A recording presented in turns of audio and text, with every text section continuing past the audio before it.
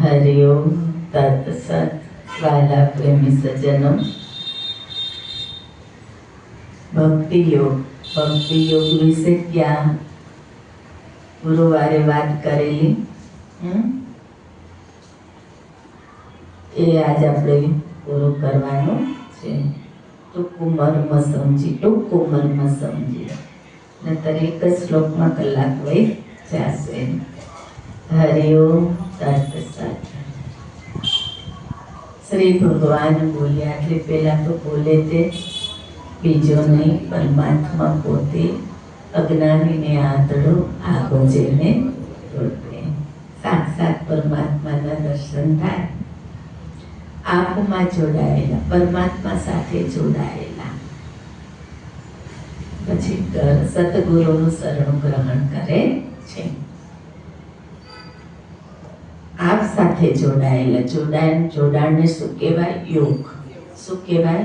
યોગ. પછી યોગ યુક્ત થા એટલે ભગવંત રૂપ. ચોર રૂપ નહીં, ડાકુ રૂપ નહીં, ચંડાલ રૂપ નહીં, એમ ભગવંત રૂપ સાથે આપને સગુણ સ્વરૂપી ઉપાસે છે. જેવો આપના અવિનાશી અવ્યક્ત નિર્ગુણ સ્વરૂપની ઉપાસના કરે છે. 8મા અધ્યાયની અંદર હે અર્જુન, નાશ રહિત શ્રેષ્ઠ તત્વ બ્રહ્મ. નાશ રહિત શ્રેષ્ઠ તત્વ બ્રહ્મ. જો કોઈ શબ્દ લેવો પડે છે ઓળખવા માટે કે નહીં? આ એક આત્મા છે, બ્રહ્મ છે, પરબ્રહ્મ છે, શિવ છે, ઓમ છે. આ બધા શબ્દથી કોને ઓળખવામાં આવે છે? ઈશ્વર. વર્ણન રહિત છે અનુભવ, સ્વાનુભવ.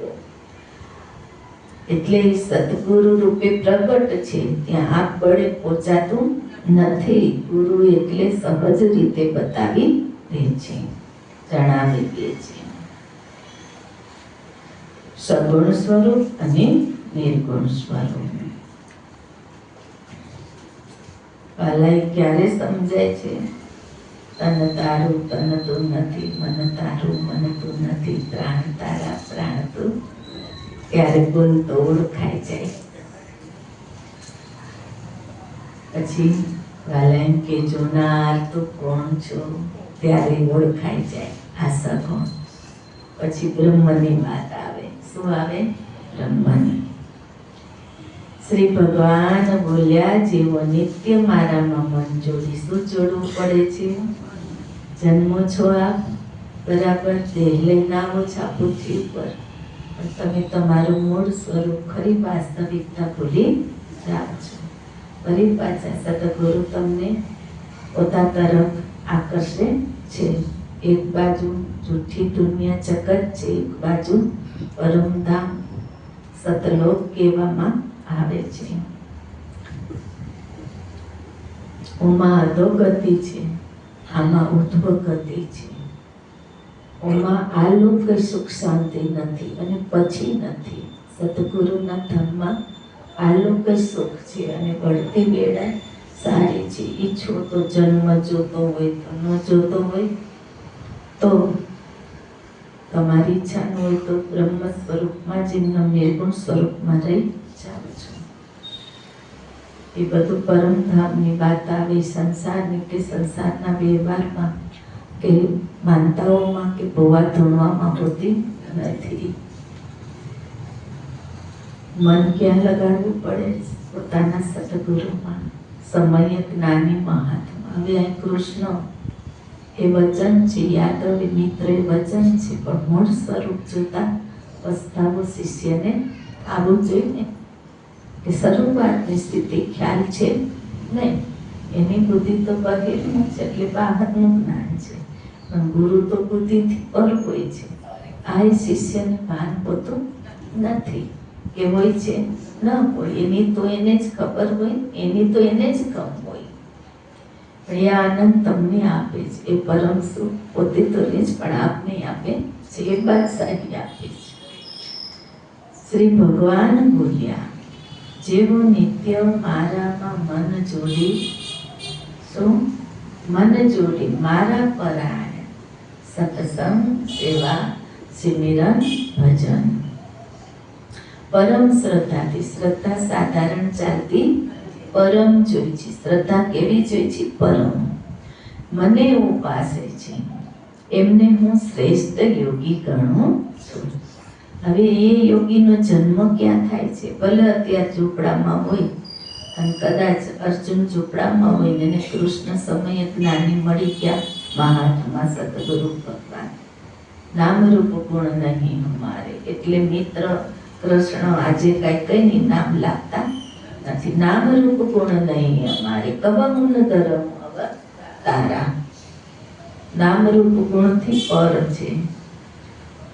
એટલા માટે અહીંયા વાત કરી 11મા અધ્યાયમાં મેં આપને યાદવ કહ્યા, મેં કૃષ્ણ કહ્યા, એનું કારણ જ છે શું કે નામરૂપ ગુણ તે દી નહોતા, આજે નથી અને હજી હશે નહીં. સુંદર વાત. એટલે શ્રદ્ધાથી ઉપાસ, પરમ શ્રદ્ધા જોઈ છે. કેવી શ્રદ્ધા? ઉપાસના કઈ આવી જાય છે? મને ઉપાસે છે તે સગુણ નિર્ગુણ સહિત સદગુરુના સ્વરૂપને ઉપાસે છે. હું એને શ્રેષ્ઠ યોગી ગણું છું. હવે સદગુરુ પાસે આવે ત્યારે આ બંને સ્વરૂપને એ સમજી લે છે. એની ઉપર એ પોતે અનુભવી તો લે છે. જ્યાં વાણી વર્ણ સુધી ત્યાં બે પણ નથી, ત્યાં એક પણ કહેવાતું નથી. એટલે ભગવાન રામચંદ્રજી હાથ જોઈતા છે પણ ઉચ્ચારણ કર્યું નથી. અને પોતાને શેમાં સમાય ગયા છે? જેવી આમ નોર ગુરુ તરફ જાય છે, પોતાના ગુરુમાં પરમ તત્વમાં સમાય જાય છે. કેવા? પરમ તત્વમાં. ઇન્દ્રિયોનો સંયમ કરી. જો ઇન્દ્રિયોનું ભજન સમય વાલામાં મન લગાવવું છે તો અહીં કોઈ વિષય વિચાર હોવા જોઈએ ને જેમ બને એમ વિષય તુચ્છ વિષયોને ત્યાગવા પડે છે. અને જે મેન પ્રકૃતિ સ્વભાવરૂપ જે વિષયો છે એમાં સંયમ નિયમ રાખવો પડે છે. રાક્ષસી વૃત્તિ હોવી ન જોઈએ, એકગ્રતા વૃત્તિ હોવી જોઈએ નહીં. અને ધીરતા ને સ્થિરતામાં આવવું પડે છે. સર્વમાં સંબુદ્ધિ ધારણ કરને. ગુરુમાં શું આપે છે તમને? હાજર પછી પ્રગટતો સંબુદ્ધિ આપે છે. આખું વિરાટ ક્ષમતામાં લાવે છે. સંબુદ્ધિ ધારણ કરનારા સર્વ પ્રાણીઓના હિતમાં લાગેલા. બધું જ એકમાં જોવે છે. કઈ અર્જુન પછી તો તે ઘણા સંતો યોગીઓ વાળાઓ હતા, બરાબર છે, ઘણા હતા, પણ બધાને કેની અંદર પોતાના ગુરુને તોય ગણતા નથી. બધાને ગુરુની અંદર જોવે છે પણ બધા પોતાના સદગુરુને તોય ગણતા કોઈને નથી. આપણે બધાને તોય એ ભૂમિકા છોડતા નથી. એટલે અહીં સમબુદ્ધિ કરી. ધર્મમાં ભેદભાવ હોવો જોઈએ નહીં. આ સનાતન ધર્મ છે. પેલા તો પ્રકૃતિના ધર્મ વાળા આગળ કીધા ને જે મનનો સંકલ્પિત કર. આ ધર્મ મનના સંકલ્પને વિકલ્પને ત્યાગો તઈએ તમારું મન વાલા મારીએ. ઇન્દ્રિયોનો સંયમ કરો તો મોજ આવી જાય, તો મન વાલા મારીએ. પણ ઇન્દ્રિયોનો સંયમ ન હોય તો મન, તમે એમ કે ગુરુજી અમારું ઠેકાણે નથી, તો એટલે તો વાલાએ કીધું કે સાંભળી નહીં સમજતા નથી.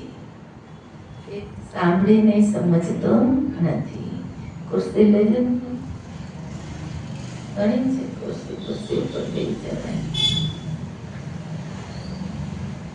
સર્વ પ્રાણીઓના હિતમાં. હે અર્જુન, આ જ્ઞાન તું જાણી લે. બરાબર ને વચન? શિષ્ય ને કે પથ્થરના શિષ્ય ને કે ચેતન ભૂતકાળના શિષ્ય ને કે વર્તમાન કાળના શિષ્ય ને?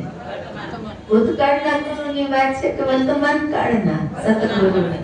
પરમ ગુરુ વર્તમાન કાળની છે. કાળ વર્તમાન કાળ કે જેને 3 માંથી એક લાગુ પડતા એને કાળ ખાતા નથી. તો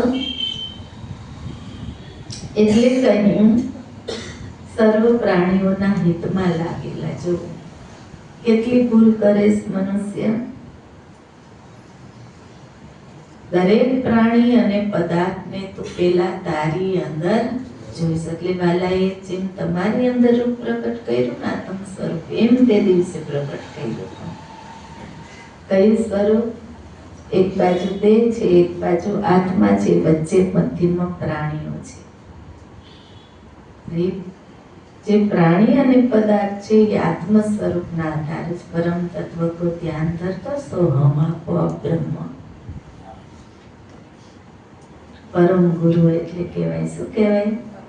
એટલે કીધું તું મને ચિત્રજ્ઞ જાણ. કે મૂર્તિ કૃષ્ણની તો માં છે એવી હતી, તમને ખબર છે કે આવી જ હતી. એક પેલા તે નક્કી થવું ને એમ કહેવાય કે કૃષ્ણ ભગવાન મૂર્તિ આવી જ હશે એમ. આપણે જોવા ગયા હતા, આવી હતી જેમ મૈડા હોય ને અનુભવ હોય. અહીં તો પ્રેમ મૂર્તિ જ બરોબર છે. પ્રેમ મૂર્તિ જે મૈડા તે અનુભવ છે. બીજો તો ભૂતકાળની કોને ખબર છે? કે ખબર છે તમે બાલા મૈડા છો તો એ મૂર્તો બાલા, બીજો તો ક્યાં ભગવાન? બીજો ભગવાન તો ક્યાં ગોતો? ભગવાન વાલા ને તમે છો, બીજું ભગવાન ક્યાં ગોતે વાલા? એવો આનો શાસ્વાદ છે. સુંદર છે સુધા સાગર. પ્રાણીઓના હિતમાં લાગેલા છે. કોઈનું હિત ન કરી શકીએ તો ખાઈને અજ્ઞાન અવસ્થાની આ વાત છે. હજી આ જ્ઞાન જાણી લીધા પછી તો ચેતી ન જ રહેવાનું. અજ્ઞાન અવસ્થામાં કોઈનું તમે હિત ન કરી શકો તો કાંઈ નહીં, પણ અહિત તો થઈ શકે જ નહીં. તમારો દુશ્મન હોય ને તોય તમારે એનું અહિત થઈ શકે.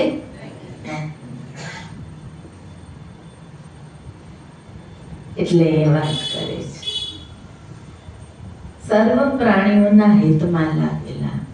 સર્વ પ્રાણીઓ વિચાર કરો તમે. જે મનુષ્ય મારા નિર્વિકાર અવર્ણનીય. કેવું? નિર્વિકાર અવર્ણનીય એટલે બ્રહ્મ સ્વરૂપ થાય. એ અર્જુન જાણવું અશક્ય પાસે છે. બેરખે કોણે બિહારી દીધા? પ્રભુ મને તો શાંતિ નથી, દેવતાનું આધિપત્ય મેળવું. તોય વાલા કે દેવતાઓનું ભલે આધિપત્ય મેળવું, પણ ત્યાં એ આસન બરાબર નથી. હજી એક શાંતિનું આસન છે, ઠેકાણું છે. એટલે તરત વચન મેળવું કે સૂક્ષ્મથી સૂક્ષ્મ જાણવું અશક્ય પાસે છે. દૂર રહેલે છે અર્જુન, એને જાણવું અશક્ય છતાં પણ જાણી સાનમાં સમજાવ્યું છે. એમ કે છે સીધું તું મને જોડ, મને માની લે, સાનમાં સમજાય. ચતુર હોય તો સમજી જાય કે તું મને જાણવું અશક્ય છે, પાસે છે. તો કઈક પાસે છે તો આને મૂકી મને ગોતવા જાય તો ખોવાઈ જાય. ના તો અધૂરો કહેવાય. શું કહેવાય?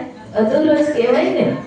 અર્જુન આમ ગુરુ મહારાજને મૂકીને ગોતવા જાય, આટલો શબ્દ અધૂરો સાંભળે. પાસે છે ને દૂર રહેલે છે, પછી આને તાકી દે અને પાસે કામ મને ગોતવામાં કાંઈક ધ્યાન ધરીને કાંઈક આવે હાથમાં અને કાંઈક આમ તીર્થમાં ભટકે ક્યાંય. શું કહે તો ન્યારો લે, न्यारी उसकी बात है. સમજાય તો બહારનો કામ થઈ જાય, સમજાય જાય તો બરો કામ થઈ જાય. પાસે છે દૂર રહેલે છે તો બોલતા ને તો ઓળખતા નથી. બોલતા ને ઓળખવાનું હોય ને એમાં જ રમાવાનું હોય. અંદર પોતે તો ન જડે, બાર લોટ મૂકે તો ન જડે. બાર તો દૂર પડી જાય. જેમ જેમ આમ શબ્દ સાંભળી ત્યાં તો દૂર છે એટલે દૂર ગોતવા જાય તો થાકી ગયો ડૂબલો. વચ્ચે આવ્યો ત્યાં પ્રાણ ત્યાગી ગયો, ભૂખો થયો, તરસો થયો, યાત્રામાં લઈ ગયો, થોડું ઘણું દીધું થઈ ગયું.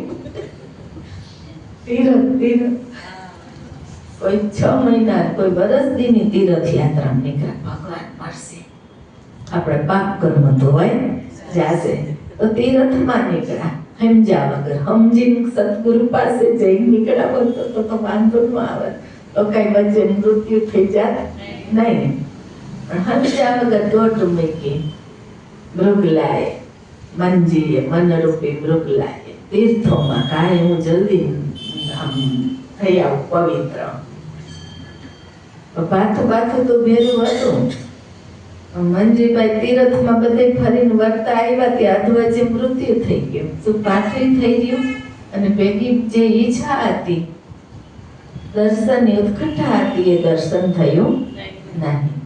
એટલે કે થાય કો મૃગનાભી કસ્તુરી બસે મૃગ ઢૂંઢે વનમાં, એસે ઘટ ઘટ બ્રહ્મ હે દુનિયા જાનત નાહી. હવે સમજો, હજી જણાવે છે, પછી અનુભવ બાકી છે. ભજન, સમરણ, સ્થિરતા, આવી રીતે પોતાનો પ્રાણ. તો કે બરમતીની યાત્રા હોય, તીર્થમાં ગયા હોય, કોઈ 40 દિવસના તીર્થમાં ગયા હોય, અત્યારે તો સારું છે, બસમાં ખાવાનું હોય, ભેરું બનાવી દેવા વાળા 3 ટાઈમ હોય છે, એટલે વિષય વાસના ના શક્તિમાં સમજ્યા નથી. નકર તો સતગુરુ મળી ગયા હોય તો બધું બ્રહ્મ, તો વ્યર્થ ખાધેલું એનું ફેરું કશું જ વ્યર્થ જતું નથી. શું કે પછી તેનું ખાનપાન બધું જ્ઞાનમાં હોય છે. શેમાં હોય છે? જ્ઞાનમાં. અને બ્રહ્મ સ્થિતિ હોય છે, અને બ્રહ્મ ભજન ધ્યાન હોય છે, પરબ્રહ્મ શાસ્ત્ર. એટલે અહીંયા વાત કરી છે, મારા સર્વ પ્રાણીમાં હિતમાં લાગેલા જો શરણી આવ્યા છે, એ જ હિતી છે. બીજાની હિત બીતની ખબર નથી, એનામાં જ માં છે.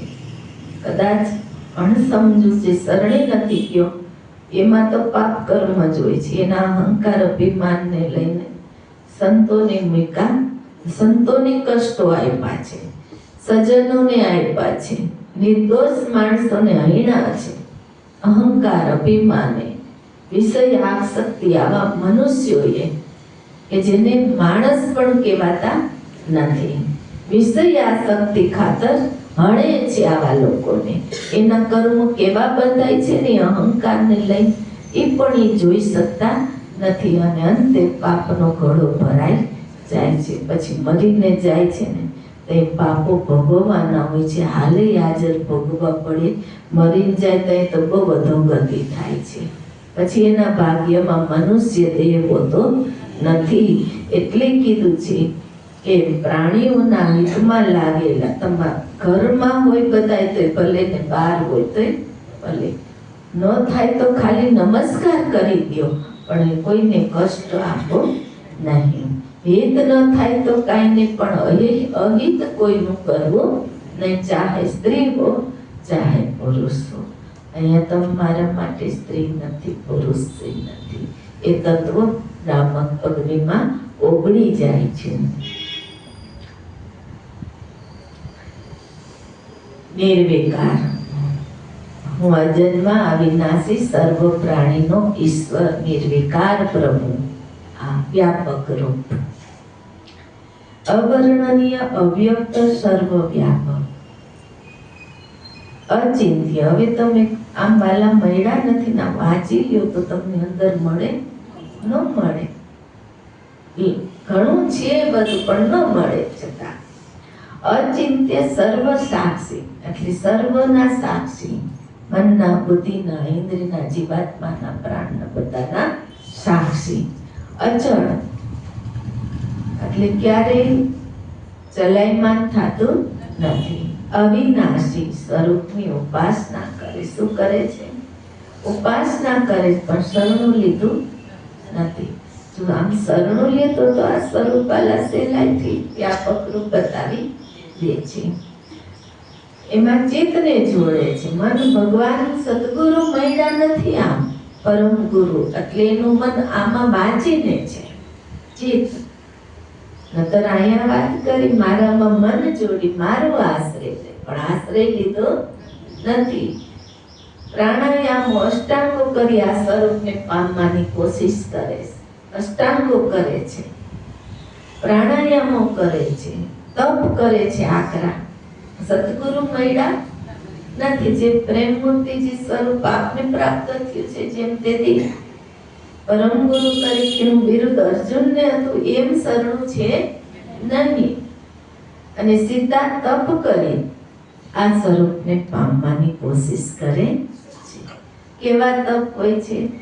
તો કે ભૂખ્યા રહેવું, વાળને એક એક કરી કાઢવા, ઘરબાર છોડી ત્યાગી દેવા, ઠંડા પાણીએ નાહવું, ઘડા શિયાળામાં ઠંડા રાખે. પછી બધાય ઋતુ આવે તો અમુક માઘ ને આ બધું તઈ ઠંડા ઘડા બળફ થઈ ગયા હોય એવા ઠંડા બહુ ઠંડી હોય તે માથે નાખે. આ સ્વરૂપને પામવા માટે નથી પમાતું. કષ્ટી થાય છે, દેહને કષ્ટ પડે પણ પમાતું. આ સ્વરૂપને પામી ગયા પછી બાલા પાસે આવે છે તો સાચી વાત છે એ અર્જુન પાંચ તત્વ અને અંતર્યામી પ્રભુને કષ્ટી આપે છે. ખોટા તપો કરી અને એના દેહને કષ્ટી ભોગવે છે, ખુદ દુઃખી થાય છે, પણ આ સ્વરૂપને પામતો નથી. કોઈ લાકડા જંગલમાં ચાલ્યા જાય છે, ભભૂતિ લગાવીને તાપ પાસે બેઠા રહે છે. આને પામવા હાટો જગતમાં આને પામી ચમત્કારો એને બતાવવા જ, પણ એના હાથમાં એ બાજી લાગતી નથી.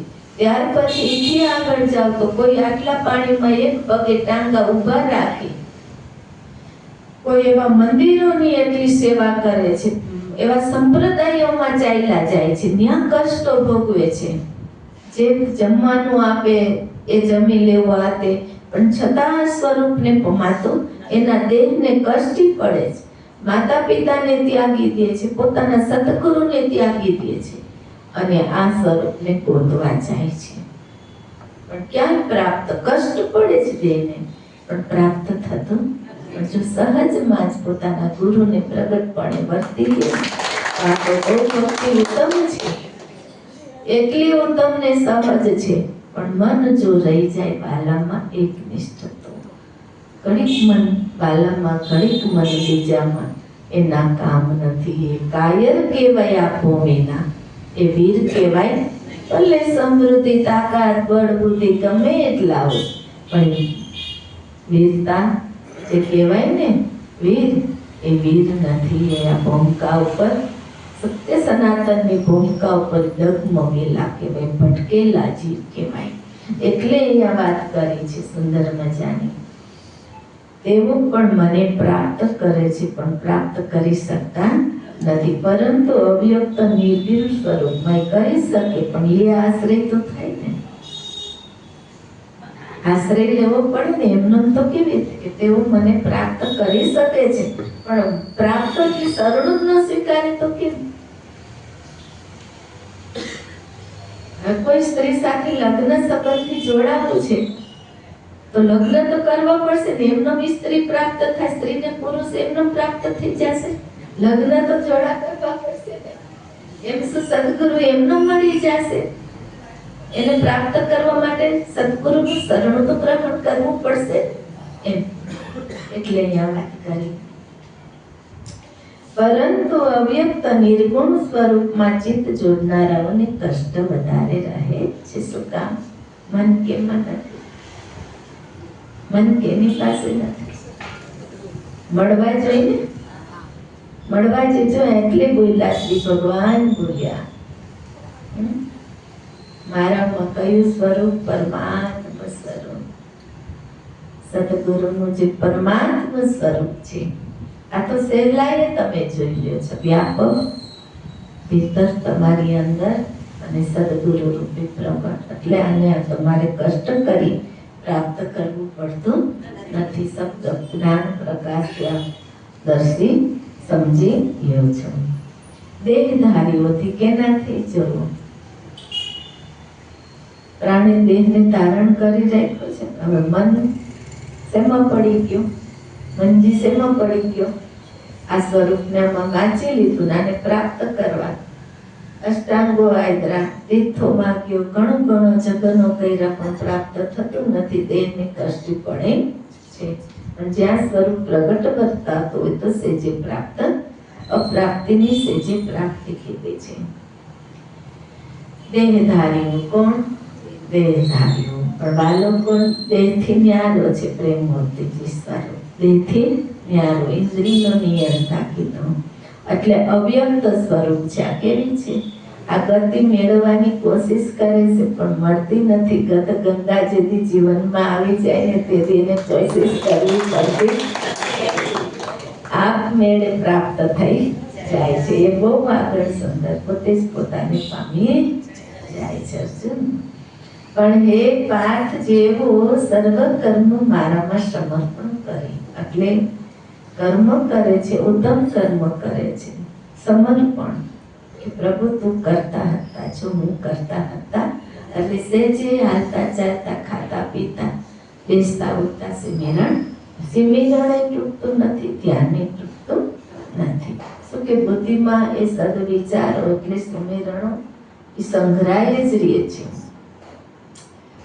ગુરુચરણ આસક્ત, વિષય આસક્ત નહીં, સંસાર આસક્ત ન હોય જ ગુરુચરણમાં પૂનમ અને ગુરુવાર કરી શકે છે. જેવો સર્વ કર્મ મારામાં સમર્પણ કરી મારા પરાયણ થઈ જવું. અનન્ય યોગ કેવો? હવે અત્યારે પ્રેમ મૂર્તિજી આપને મળ્યા પછી બધું તમે ખલકો વાલા સુંદર રીતે ભરી દે છે, છતાંય તમને ક્યાંક રાગ રાગેણીને, ક્યાંક તમને માન મળતા હોય, ક્યાંક ચાદરો મળતી હોય, ક્યાંક તમારા દાનના વખાણ થતા હોય, ક્યાંક તમારામાં મોટા હોય, ક્યાંક તમે મોટા દાન કરી દીધા હોય, તો તમને એમ થાય કે ઈ સંત હારા છે, એટલે તમે ત્યાં એ શરણું લઈ લ્યો છો. પ્રેમ મૂર્તિજીનું શરણ છોડી ખલકો આનંદ તો આજ ભોગવો છો, આનંદદાતાએ આપ્યો, ભૂલ આટલી મોટી કરી જાય છે. એટલે અહીંયા વાત કરી અનન્ય યોગ. કેવો યોગ? અનન્ય. અનન્ય એટલે અન્ય બીજો કોઈ યોગ હોવો જોઈએ, એના પરમ ગુરુથી અધિક કશું હોવું જોઈએ નહીં. શું કે ખલકો એક દિવસમાં ભરાતો નથી. આ ખલકો એવો આનંદનો બાલા ભરી દે છે. અનન્ય યોગથી મારું ધ્યાન કરતા. ક્યાં સ્વરૂપ? આ સ્વરૂપ સાહેબ. આત્યધિક કૃષ્ણથી સ્વરૂપ ન્યારું હતું, પરમાત્માથી સ્વરૂપ ન્યારું નહોતું. આ ખ્યાલ આવ્યો તમને? પ્રગટપણે દર્શી લીધું, જાણી લીધું, અનુભવ કરી લીધો, પછી આપોઆપ સ્થિર થઈ. એટલે કીધું છે મુજે મેરી મસ્તી કહા લેકે આઈ. મસ્તી એટલે સદગુરુ તમારી મસ્તી છે, એ ક્યાં લઈ જાય છે એની તમને ખબર હોવી જોઈએ, એ વિચાર હોવો જોઈએ.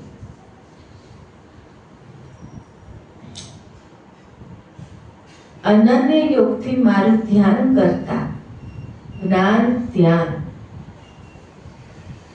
સુંદર વાત કરી છે. અને ધ્યાન કરતા કર્મ ફળનો ત્યાગ. કર્મ ફળનો ત્યાગ એટલે તમે કર્મ કરો જ છો પણ કોઈ બદલાની ઈચ્છા રાખતા, જે વાલો કર્મ કરવાથી જે આપે એમાં સંતોષ માનો છો. પછી દાન કરવા જાય તો આપણે સંસારમાં ઘણા રોગ્યા હોય તે રોગ મટાડવા હાટું આપણે દાન કરતા, ગુરુની સેવાય પણ એટલા માટે કરતા. એ તો બધું સેજે સેજે થઈ જાય છે, એટલે નિષ્કામ કર્મ કહ્યું છે. અનન્ય યોગથી મારું જ ધ્યાન મને જ ઉપાસે તેવો મારામાં જ પરોવાયેલા. જો મારામાં પરોવાયેલા એ સ્વરૂપ કયું કીધું? આ વ્યાપક બતાવ્યું ને, એમાં પોરવાઈ જાય છે. એમાં પોરવાઈ જાય તો એ વાલાની ભક્તિ હોય. જો આ સ્વરૂપના ન પોરવે તો અર્જુનની ભક્તિ ક્યાં, વાલાની ઓળખાણ શું રહે? તો રૂપ તો બધાય સરખા છે ને, મનુષ્યતા કેવી રીતે ઓળખાણીએ? તો ચિત્તવાળાઓનું ખાસ ધ્યાન દેજો. મારામાં પરોવાયેલા એટલે જ અહીંયા બેઠા છો. ઓરવાણા ન હોય તો અહીંયા આવી શકતા નથી. હજી ઘણા ગમ ખાઈ જાય છે, હજી સંસાર આસક્ત છે. ઘણું ગુરુમાએ પુરુષાર્થ ઉપકારીને પર ઘણો કર્યો પણ સંસાર આસક્તિ, અહંકાર, અભિમાન જે ત્યાગતા નથી એ નિયમ પર પાડી શકતા નથી. પોરોવાયેલા ચિત્તવાળાઓનો જો મારામાં મન રાખી મારામાં પરોવાયેલા ચિત્ત સમજી લે, ચેતી લે. ઘણી વાર વાલા એ પણ સત્સંગ છે આપણે. મૃત્યુરૂપ સંસાર, કયો? મૃત્યુરૂપ સંસાર સાગરથી હું જલ્દી ઉદ્ધાર કરું. વિચાર કરો, સંસારને ત્યાગવાનું કોઈ કહે છે, તું ત્યાગીને અમારી પાસે. અર્જુન ગૃહસ્થ ધર્મમાં જતો, ગૃહસ્થ ગાલો મેળા સંસાર નો રહ્યો, ગૃહસ્થ ધર્મ બની ગયો. શું બની ગયો? સંસાર તો ક્યાંય ખોવાઈ ગયો. પ્રભુ, આ તો તારી બ્રહ્મ લીલા છે, આ તો તારી વાલા સદગુરુ ભગવાન આપની બ્રહ્મ લીલા છે. છતાંય વાલાનું ધ્યાન, જ્ઞાન અને કર્મ ત્યાગ અને આ ત્રણ ત્રિપુટી, જે ગંગા યમુના ને સરસ્વતીનો જે મેળ છે, પહેલા જ્ઞાન આવે છે, પછી ધ્યાન આવે છે, પછી કર્મ ત્યાગ, વાલાને નિરખતા પરખતા સતગુરુને. પછી ફળની અંદરથી ઈચ્છા એને કસી હોતી, ઓટોમેટિક સેજે સેજે બધું થયું આવે છે. મૃત્યુરૂપ સંસાર સાગરથી હું જલ્દી ઉદ્ધાર કરું છું. કયો સાગર? સંસાર સાગર. જો સંસાર એક બાજુ સાગર છે તો એક બાજુ બ્રહ્મ સાયર છે. કયો? બ્રહ્મ સાયર છે. માટે તો મારામાં જ મન લગાડ, મારામાં જ બુદ્ધિ બોલો. જો આ બુદ્ધિ, હવે તમે સાક્ષી રહી જાઓ, પછી તમારે જોવાનું બુદ્ધિ કેટલી વાર વાલાનું. તો બધાનો અનુભવ પ્રગટ તો બે વચન તો બોલ. એ પછી તું મારામાં જ રહીશ. જો આ લખ 84 નથી, જન્મ મરણ આવાગમન નથી. એ પછી તું મારામાં જ રહીશ. પણ મન બુદ્ધિ ને ચિત્ત જ વાલામાં નથી, તો વાલામાં કેવી રીતે રહેવાશે? તો એને લખ 84 રહી જાય છે. એને સંસારમાં આવું જન્મ લેવો પડે છે. એને માનમાં બતાવ્યું ત્યાં જન્મ હતો. અમે જન્મ યોગીનો ક્યાં થાય? અજન્મા છે, અવતાર કોઈ દી લેતો નથી, છતાંય પ્રગટે છે. તે ક્યાં પ્રગટે છે? બતાવ્યું છે આમાં, આપણું ભાગવત ગીતા ગ્રંથની અંદર. કેટલામાં? 5માં અથવા 6માં આ યુગની અંદર બતાવ્યું છે કે આ જન્મ દુર્લભ છે, આ પ્રાગટ્ય દુર્લભ છે. બુદ્ધિ મારામાં કરવો, એ પછી તું મારામાં જ રસ. એ સંશય તારે કરવા જેવું, એ સંશય તારે કરવા જેવું નથી. જો તું ચિત્તને મારામાં સ્થિર કરવા સમર્થ ન હોય તો અભ્યાસ યોગ વડે શું કરવું પડે છે? અભ્યાસ. અભ્યાસ એટલે પઠન કરે વર્મ. ભગવાને તેથી પરિપૂર્ણ આ વર્મ ઘટમાં પ્રગટ કરી દીધો, માયા પડતો ખસેડીને જેમ હતો મંતરભેદ રાખ્યા વગર. પછી જો ભૂલાઈ જાય તો તમે અભ્યાસી જીવન એટલે બનાવો. આનો અભ્યાસ કરો ને વિચારો, પછી વાલો ભૂલાય? સદગુરુ ન ભૂલાય. શું કે મર્મ તો તમને પ્રગટ કરી દીધો, ઘટમાં રેડી દીધો મર્મ અનુભવ. પછી ઇન્દ્રિયોને વશ કરો છો, યોગાભ્યાસ એટલે ઇન્દ્રિયોને અંતર્મુખ કરી પણ બેસો છો, ત્યારે આ વિચાર આવે, નતર આ વિચાર આવતો નથી. અભ્યાસમાં પણ તું સમર્થ ન હોય તો કર્મ કરું. જે કાંઈ સત્સંગ સેવા સમરણ કરસ ને, સદગુરુની સેવા ઉત્તમ કીધીશ, એમાં ફળની આસક્તિ, બદલાની આશા હોતી નથી. કર્મ કરતા પણ સીધું સિદ્ધિ પામીશું. સિદ્ધિ પામીશ તો સેવાના કામ કરીશ તો તું સિદ્ધિ પામીશ, પણ બદલાની આશા રાખ્યા વગર. મારો ધર્મ બને, સનાતન ધર્મ બને છે, પણ બદલાની કે માન મેળવવાની ઈચ્છા રખાય નહીં. જો એ કરવાને તો પણ આ એક જ શરણની વાત છે. હરેક બાલાને સંગે આ બધું હોય છે. જો કરવાને પણ અશક્ત હોય તો મારે માટે કર્મયોગનો આશ્રય, મારા માટે કર્મ કર. એટલે શું? અન્ય ઘણા જીવો હોય એને આ તરફ વાળવા. જેમ પુત્ર પિતાને ધંધો હોય તો પુત્ર સંભાળે, સંભાળે તો પિતા માટે જ હોય ને. એવી જ રીતે શિષ્ય અનેક જીવોને ગુરુ પાસે લાવે છે અને આ રાહ બતાવે છે. એમ કરીને એ વાલામાં રહી જાય છે. જો એ કરવાને તું અશક્ત હોય તો મારા માટે કર્મયોગનો આશ્રય કર. કેના માટે? જો અહીંયા સંસાર માટે નથી કીધું. કેના માટે કીધું છે? પોતાના ગુરુ માટે, પરમ ગુરુ માટે કર્મ કરે. સંસારમાં રહી, સંસાર હવે સંસાર નથી, ગૃહસ્થ ધર્મ છે. સનાતન ધર્મ ગૃહસ્થ ધર્મમાં પાડીને તો મારા માટે પણ કર્મ કરી સમય કાઢવો પડે છે. આજે આપણે જોઈ છીએ જ્યાં જ્યાં ગુરુકુળો હોય તો ત્યાં ગૃહસ્થ 15 દી સેવાઓમાં લાગેલા હોય છે. એ કેની સેવા હોય છે? અને ઘરે કરો એ કેની હોય છે? તમારા સંસારમાં ગૃહસ્થ ધર્મમાં કરો એ કેની હોય છે? એ દૈનિક સ્થૂળ સંબંધોની સેવા હોય છે. અને આ જે ગુરુના આશ્રમમાં કરવામાં આવે છે, અનેક જીવોને આ માર્ગે વાળી અને જે સત્સંગો ચાલતા હોય, ધ્યાન યોગો અભ્યાસો ચાલતા હોય અને અનેક જીવોને આ તરફ લાવવા માટે ને સ્થિર લોકો રહી શકે એટલા માટે એટલો પુરુષાર્થ પ્રેમ વધારતા હોય છે.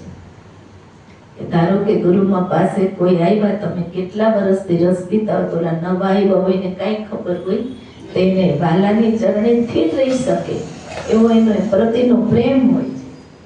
શું હોય છે? વાલાની શરણે. અને વધુ ને વધુ પોતે સેવા કરશે તો જ કર્મના બંધનમાંથી મુક્તિ છે, નતર નથી. વર્તમાન કાળમાં એટલે તન મન ધન એટલે મન વચન કર્મે સેવા કર. પોતાના ગુરુની સેવા હોય છે, એમાં કોઈ કરતા ભાવ કે બદલાની આશા હોતી નથી. એટલે અહીંયા એ વાત કરી છે. આ ભક્તિ છે, આની શક્તિ હોય. બાકી તો મૂર્તિને આટલું દૂધ ધરાવી દેવું અને વાજિંત્ર વાગતા હોય એમાં કસરતો કરી લેવી ને ભક્તિ સાથે કસરત હાલ થાય છે. આ ભક્તિ આવું એ તો મનના ખેલ છે, કઠપુતલીઓના. શું? મનના ખેલ છે. મને ખુદે ઊભું કરેલું, ખુદ બંધાણું છે. તો મનરૂપી માયાના ખેલ છે. અહીં તો મનને મટી જવું પડે ને પછી વાલાનો ઘાટ કયો? આ બધા જ ઘાટવાલાના ભાઈ છે. અને પછી વાલા સંગે રૂપે થઈને આ લોકની સેવા. એટલે અહીંયા વાત કરી સુંદર મજાની. ભાઈ જો વાત તો લાગશે થોડી. ખરો રસ સારો પીવો છે તો પછી સમય તો પછી રાતનું રાખતા જાઓ.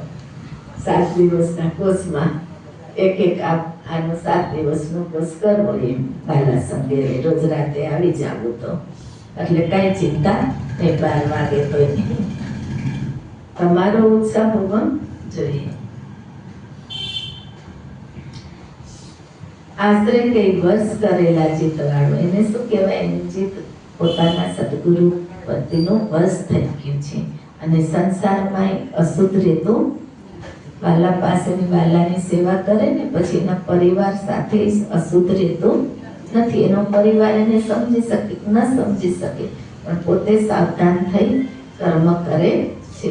સહને કરી લેવું શું કે બધા જીવો આ પામતા નથી, સમજી શકતા નથી.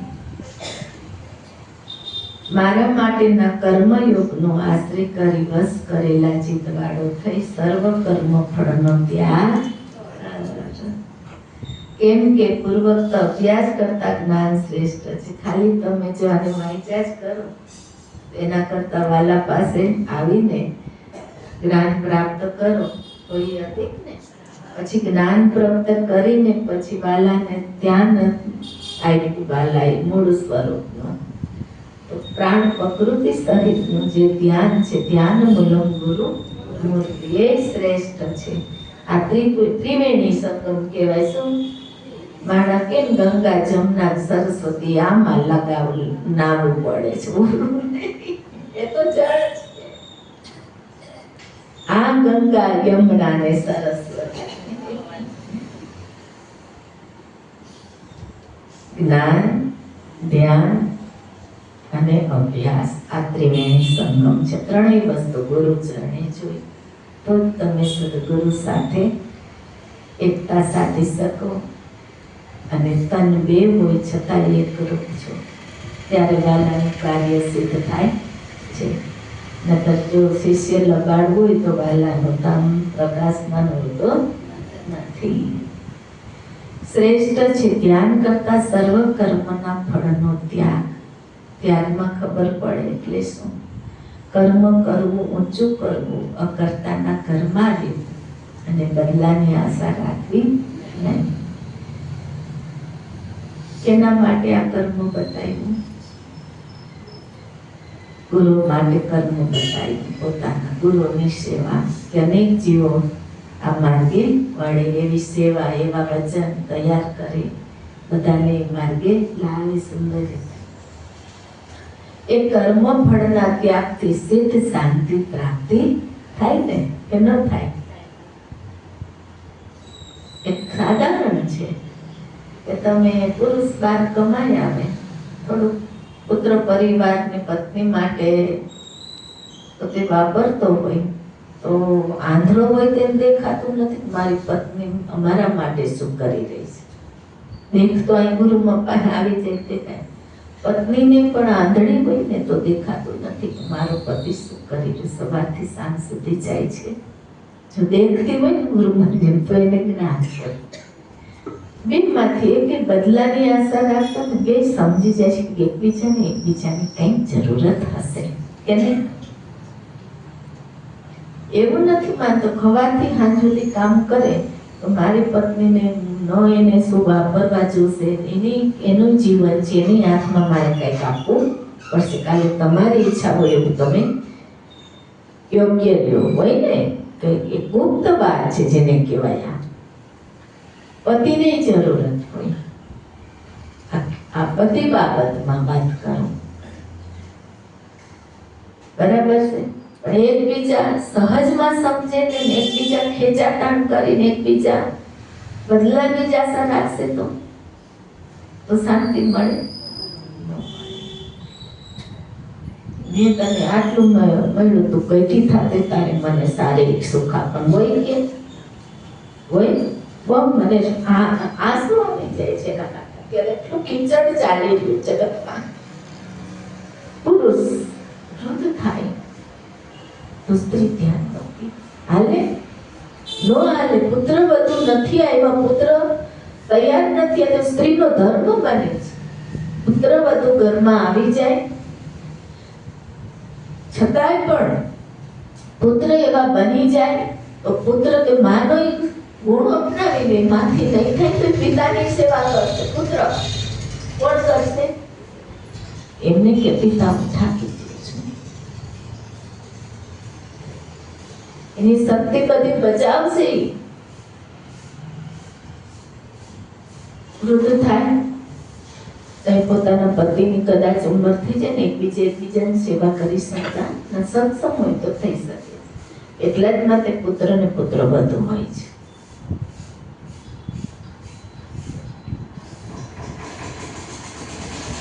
બહુ સરળતાથી આ બાબતમાં આમાં જો સમજી વિચારો તો ઘણું બધું સમજવા જેવું.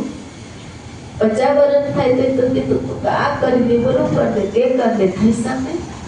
પિતા 50, 55, 60 વધી જાય તો એમ કે પિતા તમે આ કરી દો, ઓલું કરી દો. અરે એનાથી થશે, આનંદ આવશે. એમ કરી દઈએ તો આપના માટે કરે, પણ સામે તમારે એને કંઈક તમારા રતન તો અંતરનો ભાવ પ્રેમ તો હોવો જોઈએ ને. ભાવ પ્રેમ તો પહેલો છે.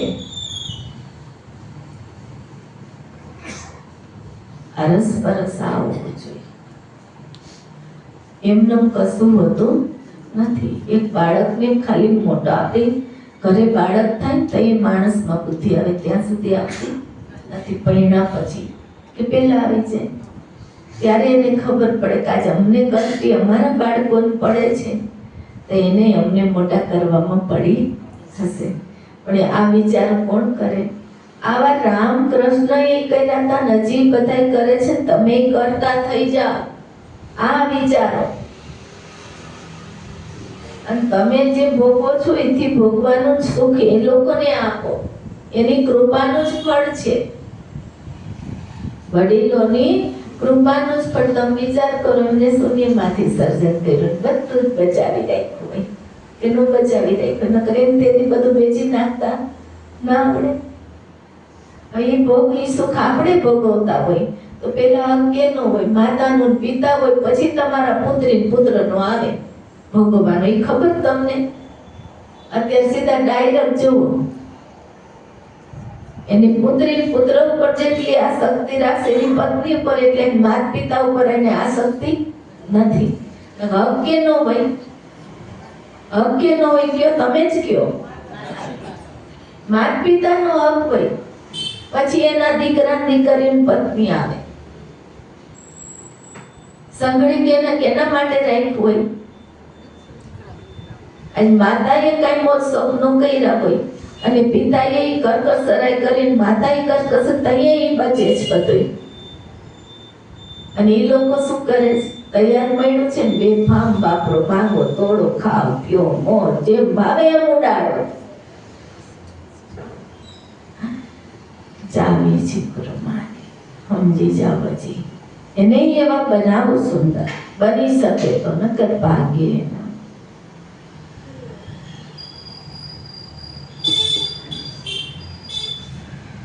તો સ્ત્રી આસક્તિ એટલી હશે, બાલ બચ્ચાની આસક્તિ હશે, માતા પિતાને સંભાળશે નહીં. એમ હોવું જોઈએ નહીં. બધાની સમતા બુદ્ધિ આપી. જો સ્ત્રીમાં સમતા, માતા પિતામાં સમતા, બાળકોમાં સમતા, આમે પત્ની સમતા જાળવી રાખવી પડે. સુખ દુઃખના ભાગીદાર. અને ક્યાં સુધી એકબીજા કરી શકે? ક્યાં સુધી? 50 પછીના દિવસો કદાચ પૌત્રી કે પુત્ર કોઈ ઈચ્છે કે અમે તમે અમને પેલા કરી દેતા તેમ કરી દો, નહીં થાય. ક્યારે પણ થાય. પતિ પત્ની એકબીજા તોય પણ થઈ શકશે નહીં. કોઈ પણ પ્રકારની મદદમાં પેલા પતિને પત્ની ચા કરી દે, રસોઈ કરી દે, પછી નહીં સક્ષમ. પેલા થાળી પીસી દે, પછી કરીએ. ક્યારેક એ પણ બનશે. શરીર મન થાય તે ઠાકે પછીથી પુત્ર બધું ને અપનાવવું પડશે. આજે જો એ માણસ સમજી જાય તો જીવનમાં બહુ જ વિચારવા જેવું છે. ઘણો સમય લેવાઈ ગયો છે ગૃહસ્થ ધર્મની અંદર.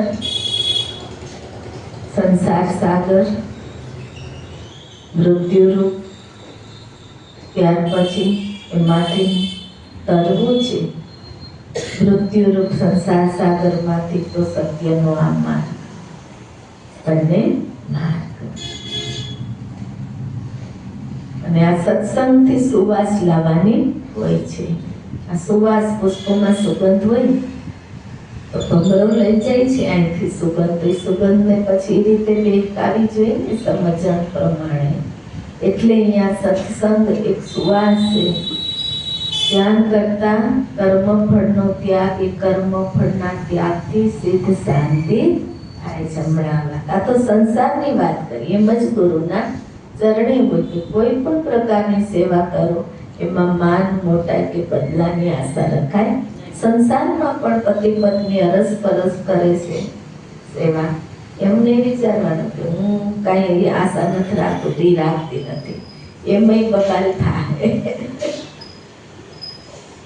ખુદ સમજીને આ બધું પોતાનું આપમેળે હોવું જોઈએ. જેને શાંતિ જોઈ છે એના માટે. નતર તો 2 રોટલી કે 200 રૂપિયામાં વેચું કરું.